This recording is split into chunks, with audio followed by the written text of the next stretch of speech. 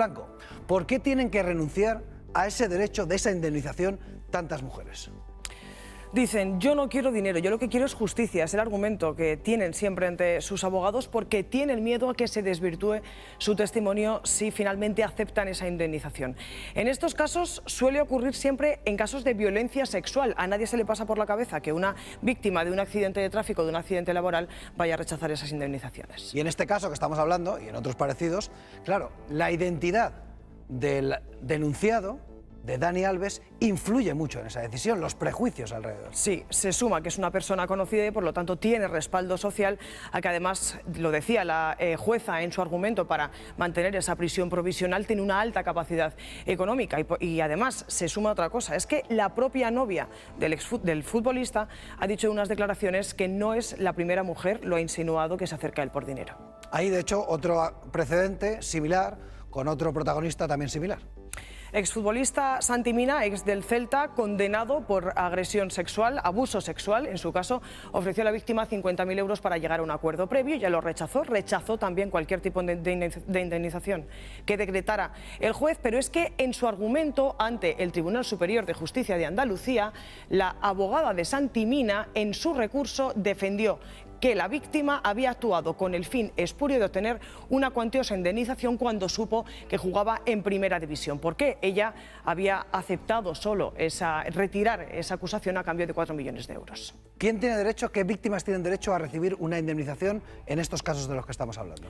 Todas las víctimas de violencia sexual a través de su abogado o a través de la Fiscalía. La Fiscalía siempre tiene que hacerlo en caso de que ella no haya rechazado previamente esa indemnización y si lo hace tiene que ser al principio del procedimiento. Y siempre ratificado por un juez, porque no siempre pasa. Casi la mitad de las condenas por agresiones sexuales no contemplan indemnizaciones y solo en un 37% se termina de pagar esa indemnización. ¿Y cuál es, digamos, el sentido penal de que haya indemnizaciones para estos casos?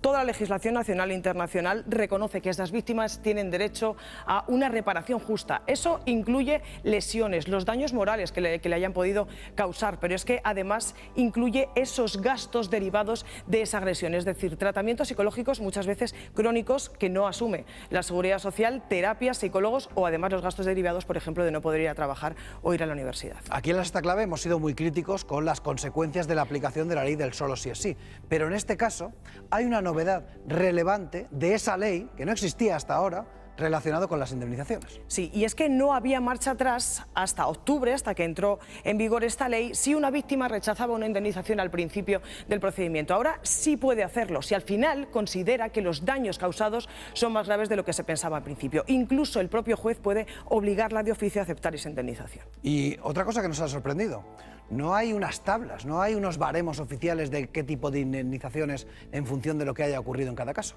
No, es el reclamo más recurrente de todos los abogados, porque no hay un baremo, como ocurre, por ejemplo, con los accidentes laborales o con los accidentes de tráfico. Las las indemnizaciones suelen oscilar entre los 1.000 y los 6.000 euros, cantidades irrisorias, pero es que por un mismo delito puede diferenciar miles de euros según el juez la condena que estipule en cada momento. ¿De cuánto han sido esas cantidades? Por ejemplo, en el caso de la concejala de Ponferrada, el caso Nevenka, 12.000 euros, pero es que las víctimas de la manada, tanto la de Pozoblanco como la de Pamplona, recibieron el doble de la indemnización pactada en primera instancia tras el recurso de los acusados.